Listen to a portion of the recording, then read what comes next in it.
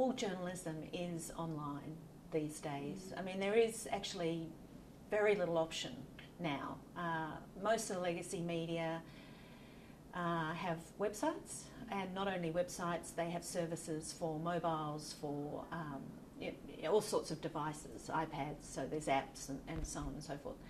I don't think the problem is legacy media and whether they're online or not. I think the problem is really how news organisations, whether they're the traditional newspapers or news startups, how are they going to make enough money to provide really quality news rather than just aggregating stuff that's produced somewhere else and trying to make money out of it, or feeling like they have to, if you like, cover lesbian vampire stories, every day in order to generate enough traffic to keep the advertisers happy.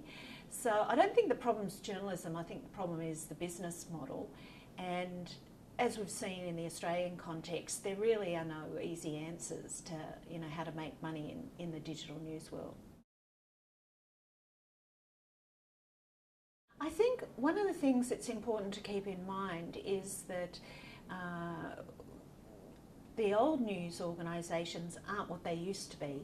So if you look at newspapers, if you look at Fairfax or the big newspaper companies, Fairfax Media or News Corp Australia, in the recent past, they had newsrooms that would have 400, 500, 600 journalists working in them, or really big cohorts of journalists.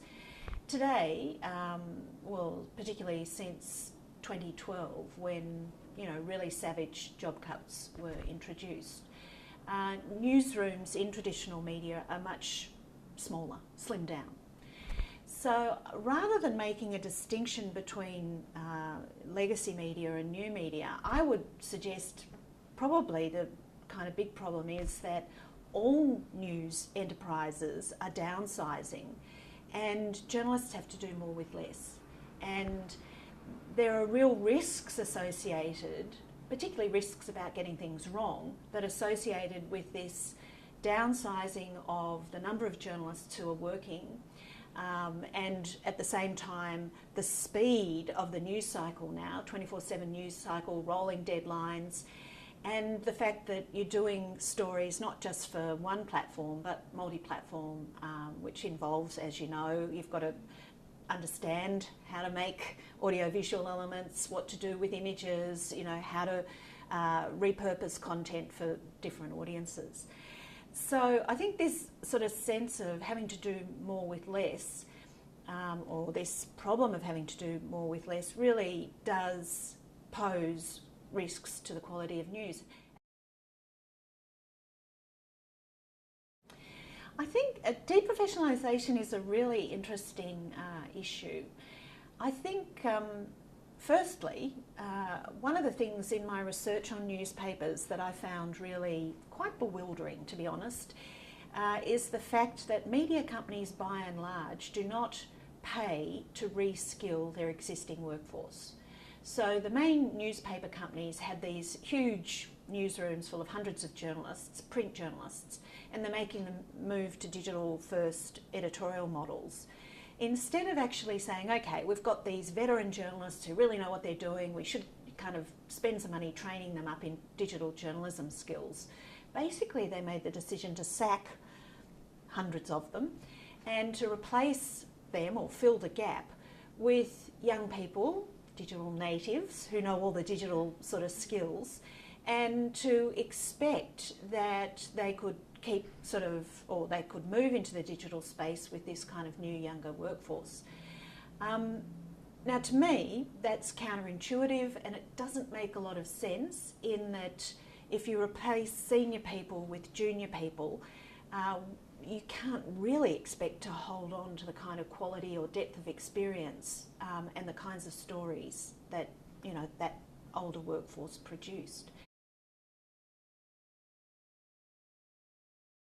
I don't want to overstate the ethical problems that you find in this domain, because I think there's a big crossover. Commentary is on the rise in mainstream media as well, and there are similar sort of ethical challenges in that area as well.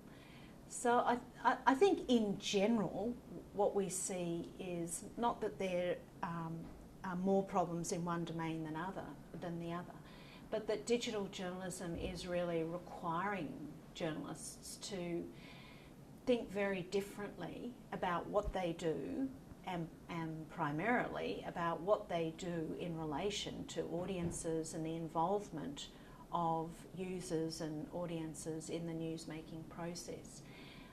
But I think that's exciting. You know, I think it's good. The thing about Vice that I think is interesting is that it's been endorsed by Rupert Murdoch on his Twitter feed. He said, let me just quote, he said something along the lines of, Vice is wild and interesting. It's an effort to interest millennials who don't read or watch established media. And he gave it the big thumbs up like. I think one of the interesting things about Vice is that while it's a kind of a new approach to journalism and it's directed at a youth market, Vice is partnered with lots of established, very traditional news organisations like Fairfax, like The Guardian, like the ABC, and Sony IPTV. So it's an interesting hybrid kind of news service. Its profile is kind of youth and funky, but it's actually, you know, if you look at the back story, it's one of what I would say is a very successful kind of hybrid news service that we see more and more of in the digital news ecology.